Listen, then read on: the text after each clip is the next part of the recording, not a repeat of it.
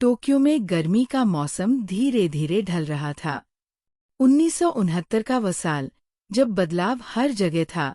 सड़कों पर विरोध प्रदर्शन, युवा जोश से भरे विश्वविद्यालय, और इसी के बीच एक लड़का, तोरू वतनबे, जो किसी और ही दुनिया में जी रहा था। नाओको के जाने के बाद वह पूरी तरह अकेला हो गया था। कोई दोस्त नहीं, कोई सहारा नहीं, बस एक खालीपन जो उसके भीतर गहराता जा रहा था। उसने खुद को किताबों में डुबा लिया। दिन भर लाइब्रेरी में बैठा रहता, क्लास खत्म होते ही किसी कोने में चला जाता और बाकी दुनिया से कट जाता।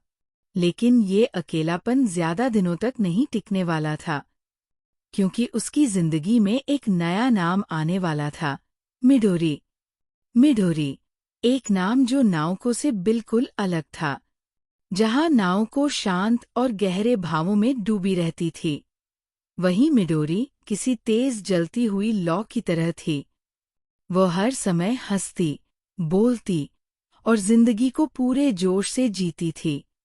उनकी पहली मुलाकात बहुत साधारण थी, एक लेक्चर हॉल में।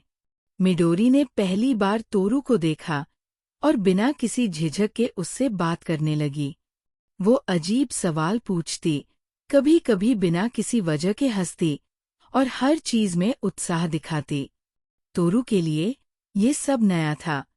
उसने इतने लंबे समय तक खुद को दुनिया से काट लिया था कि अब अचानक किसी का इतना नजदीक आना उसे असहज कर रहा था।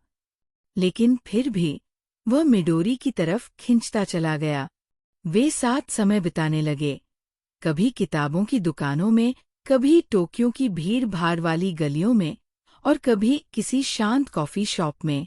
मिडोरी के साथ तोरू को पहली बार ऐसा लगा कि वह फिर से हंस सकता है, फिर से जिंदगी को महसूस कर सकता है। लेकिन जैसे ही वह मिडोरी के करीब आने लगा, नाओको की यादें फिर से लौट आईं। एक दिन अचानक तोरू को एक खत मिला, नाओको की तरफ से। उस खत में कोई सफाई नहीं थी, कोई बहाने नहीं थे। सिर्फ ये लिखा था कि वह एक मेंटल हेल्थ सेंटर में भर्ती हो गई थी, क्योंकि वह अपने अंदर के दर्द से अब और अकेले नहीं लड़ सकती थी।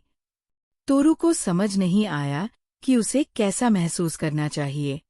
क्या उसे मिडोरी के साथ खुश होना चाहिए या नाओको के लिए दुखी?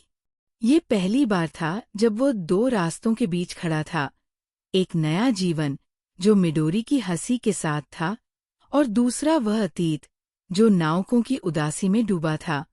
तोरू जानता था कि उसे किसी एक रास्ते को चुनना होगा, लेकिन वह अभी तैयार नहीं था।